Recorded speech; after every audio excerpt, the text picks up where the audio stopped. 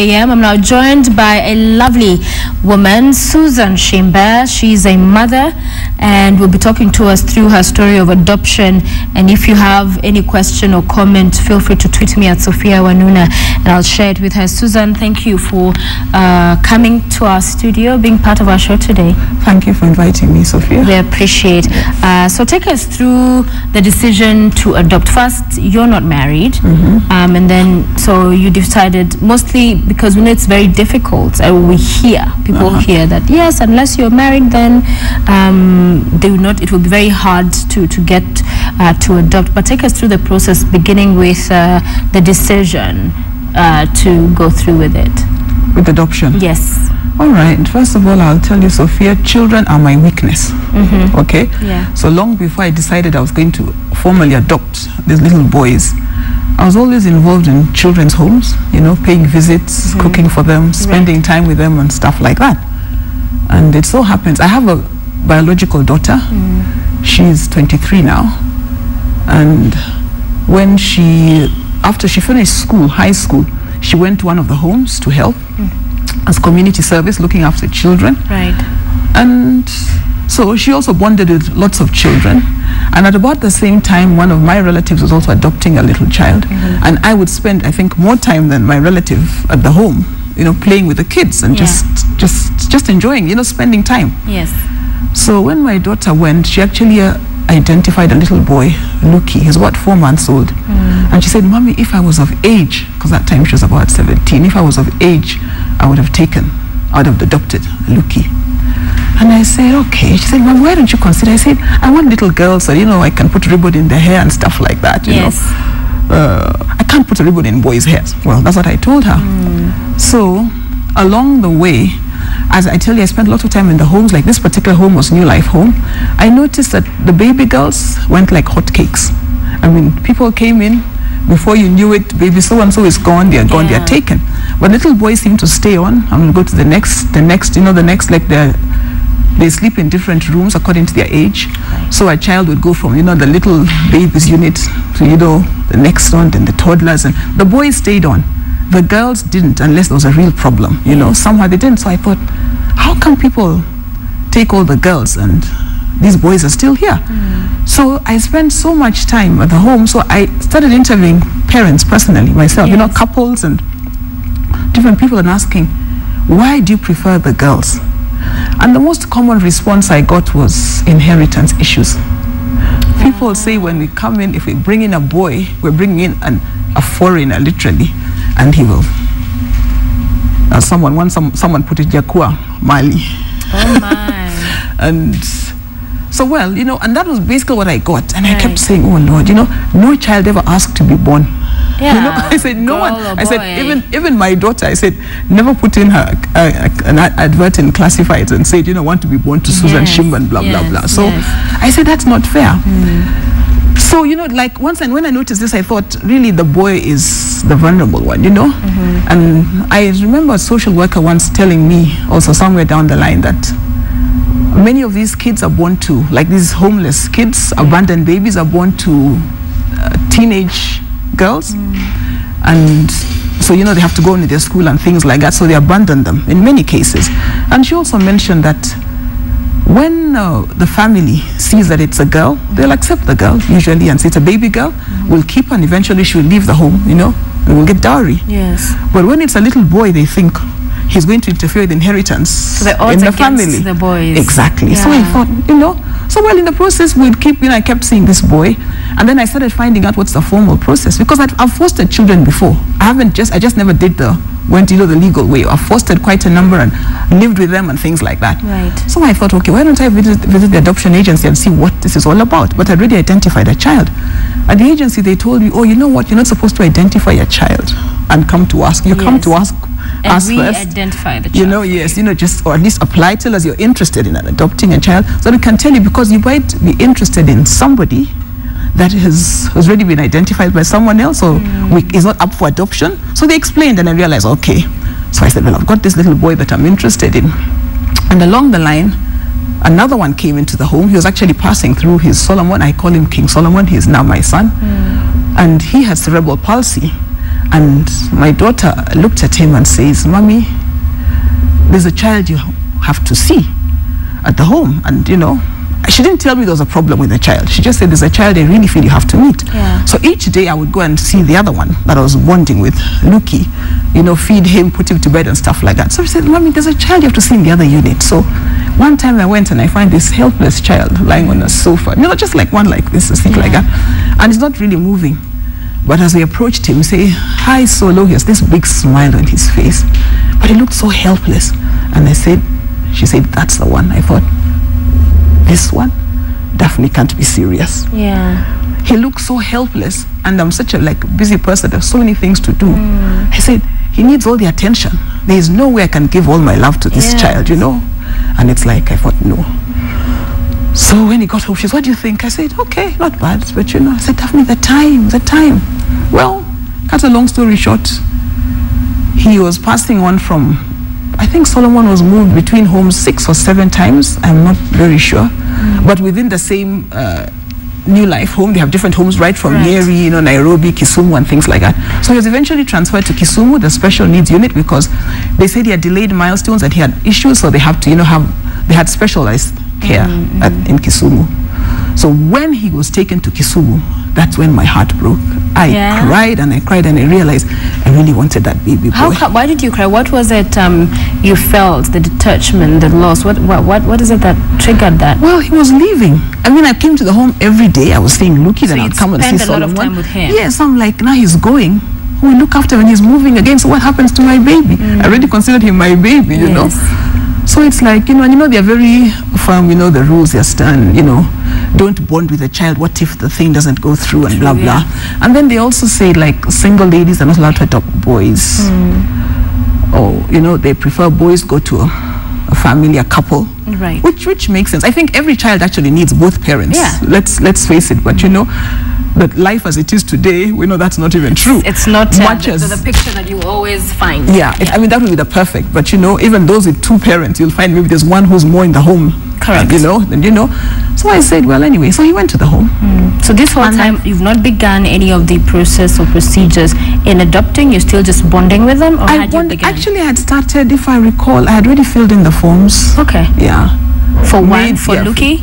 Actually, I asked for 2, but by the time I got my papers back, they said I asked for 1. There was a bit of confusion. Yes. But no problem. And so they said they would give me Solomon first before Luki. And the day Solomon left the home in Nairobi to go to Kisumu, I went to say bye to him at lunchtime. And I'll never forget, it's like he went and, I just broke down. Yeah. So Daphne was there, and I had a friend of mine accompanied me. And then I went back to office, and Daphne said, when he finally left, she said, "Mommy, it's so sad. It was just like, and with one more child in the home leaving, to them they've seen children come and go. But he said, he just went out like another piece of furniture, in my opinion. You see, when you love someone, that's what you say." So the day we got a letter saying we could have Solomon, and they called and asked, "Do we bring him to Nairobi or will you come for him?" I said, "Just bring him, because I was so busy." Daphne says, "No way, I'm going for him. I will go and pick him personally." Wow. The way he went through the gates of his home, I'll bring him back. Right. So they had to bring him not straight to our home, but back to the home, the institution, because of his condition, he needed lots of equipment to come home with, a sitting frame, a standing frame, a lying frame, because, at this point, he's not walking, he's not talking and stuff like that. For a child his age, he just turned 1. How old is he? Right now, he's 5 months. 5 years. 5 years. He was born in August 2008. So at the time he was... When he came home, he was about 1 year, 3 months. Wow. 1 year, 3 months. So let me just backtrack a bit, because even, as you're speaking about this, clearly something very close to your heart, getting emotional about it, and it just shows how much strongly you felt for him. So 1 year, a few months, cerebral palsy. Did you at the time understand the kind of needs he would have with his life and this condition? Did you understand the condition? Did you understand what it is, other than your pure, genuine love for him and to take care of him, to take this care over him and be the guardian? Did you understand the challenges that will come with that? I spoke to doctors. I spoke to the physiotherapist that was attending to him. But, Yes. you know, like when he went to Kisumu, the special needs center, they actually had a physiotherapist attending to him. And she explained and told me he needs physiotherapy at least every weekday, which costs money, of course. And apart from that, he'd had surgeries, and he had like 2 more due. And I knew that was going to be a big medical expense. So I went into it knowing, she explained what he will need. And he told me he'll probably not walk or talk until he's about 5, if at all he does, and things like that. So, Wow. So they told me all that. So, you know, I just thought, watch this space. You know, just watch, just see what happens. Give me this child and see what will come out of him. Yeah. But you see, I believe so much in a God who really loves and who cares. Yes. And I know if the God who created Solomon and rescued him, he was thrown in someone's Shimba in Karatina, newborn. I said, he rescued him for a purpose. He brought him our way for a purpose, and he will see him through. Wow. And it's amazing what strides he's made. I mean, it was, like I said, he was lying on a seat. You would go away and come back and know he wouldn't fall off because he couldn't move. And at that time he was about like 9 months, 10 months. You know, he wouldn't just move.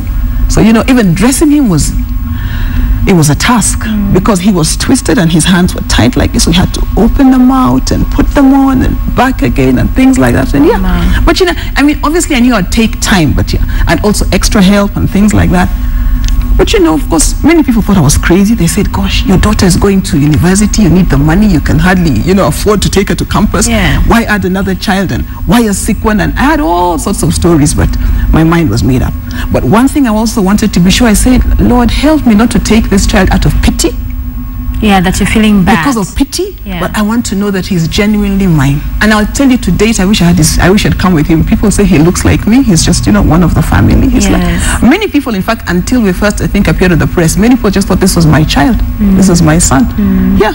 Wow. Yeah. Wow. So you took him home, and the first couple of days, take us through that, because it's a difference in situation, the living situation in the house. Initially you were going to see him, now he's at home and he's all yours. So it is you readjusting, your daughter as well, clearly also sharing a golden heart with your daughter as well, in as far as this love for children, caring. How was that for you, the initial stage? I'll tell you, my friends, I had about, I think, 3 or 4 friends who came to the home with me as we went, you know, to pick Solomon. And we were in 2 vehicles, one vehicle with us, the other vehicle with all his equipment. So that's quite a change. And, you know, we're living in some flats. So everyone sees us coming, and I knew, I told them I was coming with, I'm getting a baby. So there's all this equipment for him to use and bring him to the house. And you know, the home, you know, there's, of course, it's an institution, the timings and everything is just perfect. Yeah. You know, you eat dinner at 5:30, you sleep at such a time and what. And in my house, there's no such thing. So my friend said, oh, poor Solo. You're here with Susan, you're going to stay up until late, and you'll do what? So, you know, he adjusted, because for him now it was like, you know, like the first day, I think it was about 7 o'clock, he was dozing like this. He said, we've not even, you know, gotten you ready for your bed and things like that. So, well, let's just say we made an adjustment, and so did he. Yes. Because, yeah, my lifestyle is a bit crazy, but yeah. Okay. We coped, and it was, And you know, like what I also did, one of the first things I did, I got him a walker to stand in. You know, I was told not to do it, but I just thought, if he moves around on his own, he'll have like, what do I say? He'll feel liberated, kind of. Right. And he would use it to walk around and destroy things, like on the shelf you'd get, you know, the CDs and the tapes. And so I'd say, Solomon, my sister said, let him do what he wants to do, because I mean, he's actually using his hands. Yes. You know, kind of, he's actually using his hands, and he's actually making progress. Yeah. So so that was it. So I had to get a therapist to come and also attend to him in the house, because I thought getting out every day would be such a hassle. And it's the same therapist I'd asked to attend to him at the home. And this therapist, a different therapist now, not someone from the spinal injury. And he confessed to me some months later and said, Susan, you know, when you first asked me to go to the home and give solo therapy, I assumed you were just sympathizing with another child at the home. He said, the day you called me and said, Solomon is at home, please give him therapy, he thought, okay, he must be visiting. Then he realized I had taken him. He said, I must admit, I thought you were crazy. And then he says, I'll be honest, I did therapy out of duty. I didn't expect anything out of the child. Wow. So it's like some months down the line, he saw the progress. And you know, the way his hands started stretching out and things like that. And he realized there's something special about this boy. Yeah. And you know, you said it that the fact that having been dumped when he was, born at birth, and the fact that he survived that, there's something definitely about him and a purpose for him to be on this earth. And great that you have chosen to do that, take care of him. So after him, there was still Luki.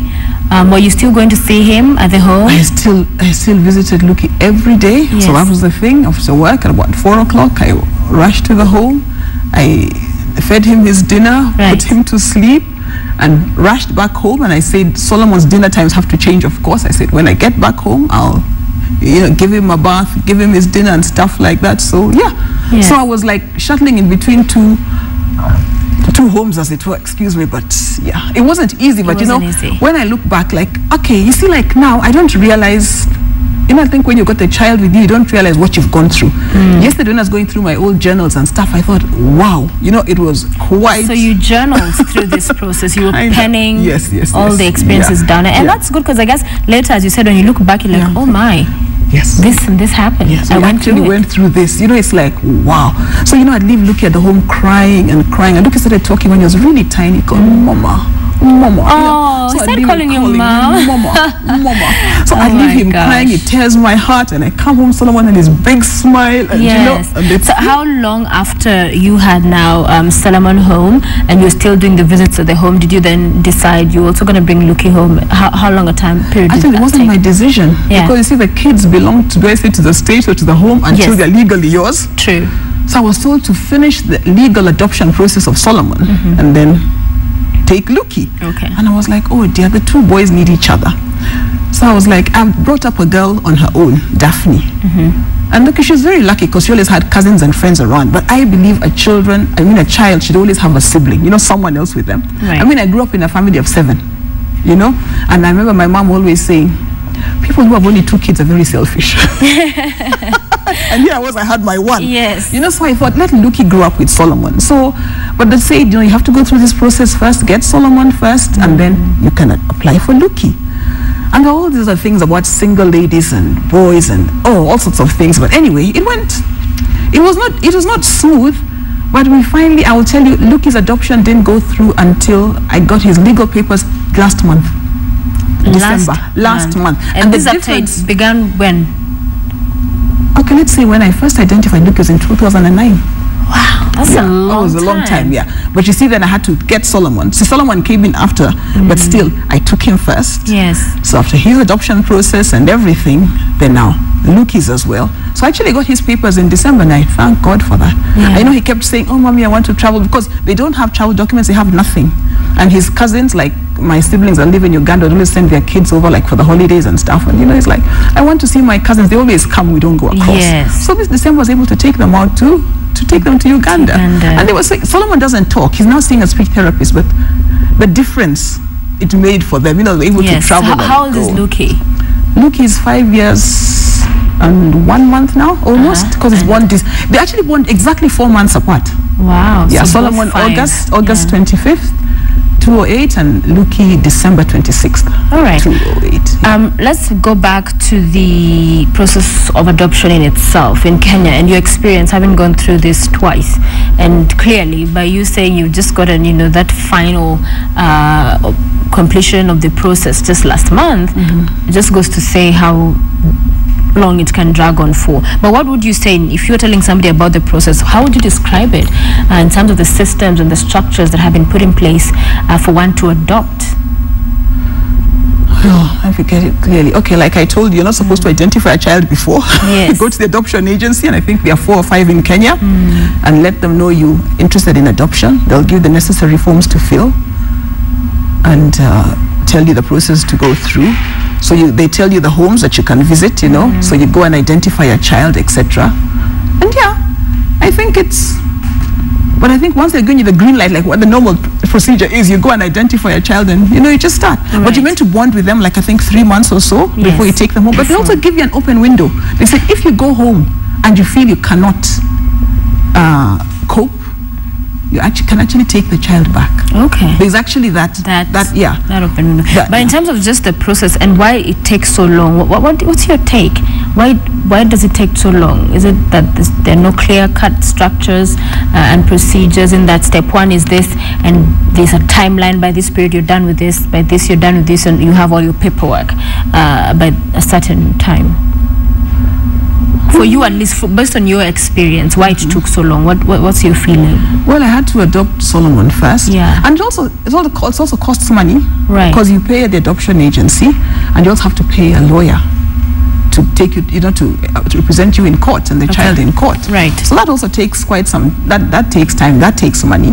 So depending on your finances, not just that, but yeah, I think also there are times, once in a while you say we're going to court and something comes up, you can't go to court, the court diaries are full or something, but still, it was more, and then I think for me in the case it was 2 boys and not a girl, because they even gave me, why don't you take a girl instead, Solomon and a girl, and they said, I had identified Luki before and I really believe he's ours, so, and then I also said for a challenged child, not to say that I was using Luki because I'd seen Luki before. It's easier with a brother who can help him. I imagine if he's going to the toilet, I can't go to the gents, for example. Luki can help Solomon there. Yes, that kind of thing. I had thought of that. But still, they were just, I think it was maybe just being single also and having a boy. Because the ladies who came in and got girls, it was single ladies, it was faster. It was faster. Yeah, it was faster. All right. Yeah. And what do you tell somebody who's watching, and clearly you have a heart of gold? I mean, to do this, many rarely even go to these homes, because one of the interviews we hope to do sometime, hopefully next week, is now with the people who have these kids and the kind of children we are seeing in these homes, and also the adoption agencies. But most people do not even understand the situation we have with the children. For some, it's abandoned. Others, they have their parents died and there's nobody willing to take care of them. What you've been able to see every time you visited the home, how would you describe that for you? How would I describe? Yeah, the homes, the children, the needs. Okay, for example, the New Life home where, got Solomon and Luki from. Well, it's well structured and everything. Yeah. But, okay, let's say, you see, my process took long, as I've told you. If I just to backtrack, okay, once you get the child, by the way, you have to report to the home with them after every 2 weeks, so that they can see, is the child okay? Are you bonding, and how things are going? So that's also quite a task sometimes. Yes. If you don't have a vehicle, by the time you get to the home, go with the child, blah blah. But later on, they changed and said bring the child after every month. So you still have to take them. And for me, when Solomon was home and Luki at the home, I was able to bond with other children. Okay. You see, the workers come, they work in shifts, so they see the workers in shifts. But I was there every day. I tell you, there's some little boys and girls, you could tell there was a special bond. They see you, they just come running. Yeah. They just come running because they know this is Mama who is here every day. Yes. That kind of thing, Right. So it was, But I would tell people, every child, I believe, deserves a home to be brought up in a family setting. Well, as much as possible. As much as possible. And there's some people who say, it is for people that don't have their own children or what. And I say, look, I have a biological daughter. Some people think it's I've heard people say it's like a desperate attempt, to get a child, have a child of your own. And I think, no. I mean, I have a biological daughter. I didn't need to go out and get these children, as it were. But, just for the sake of giving them a home, a place to stay. Right. I think it's really important because this is our country. These are our children. As I said, no one ever asked to be born. I mean, who will take care of them? Right. And if you can't have them in your homes, then go to a home and support it. Even if you take toilet paper or food, milk, something, support the home because they are feeding these kids. They need all the support they can get. Right. I would say that. Wow. You would not go wrong on that. You will not go wrong. Very well said, because it is 2 ways. You could either have the child home, as you have done, adopt them, or you could help. Go to this children's home. And I think it's the fact that the child made it. There's a reason they made it. There are many who never get to breathe. There are many who never get to earth. But the fact that one made it, it's for a reason. And so when you can help, lend a helping hand, it's key. And you've said it very well. And I just want to, I had noticed earlier there was some responses before we take a short break. A few people just sending in their messages. And we have here Susan. Natimiro, what an inspiration. Thank you so much, Susan, for what you're talking about. We have Nancy asking about, would you still want to adopt an extra child because you still visit the home? That's what they're asking. You know what? To be very honest, I think if I had the resources, I would have another one, even at 49. Yes. Because they allow you to adopt until you're 65. Up to 65. So I'm 49. So I still have a few, years. But okay. And we have a Dr. Kenneth Omei who's saying, Susan Shimba, daughter of my dear aunt and uncle, a great inspiration. You know him? Yeah, he's saying you're a great inspiration on the show. So thank you so much. Okay. And indeed, what you said there, I hope somebody can take that. I think that's the take home from this discussion, is that each of us could do something to help the very many children. For sure, for sure. Yeah, and thank you for what you're doing, and all the best. Okay, thank you so much. Susan Shimba with us. Yes, welcome. It was a pleasure. Our pleasure here on Morning Express. Susan Shimba, great woman, golden heart, and take those words she said to us. The bottom line at the end of it all is really you could play a role to help either visit those homes, support these children, can adopt. Visit the adoption agencies online. You'll find the details, and we will have a show with them as well to just give you more details of how you could, if you're interested, go about that.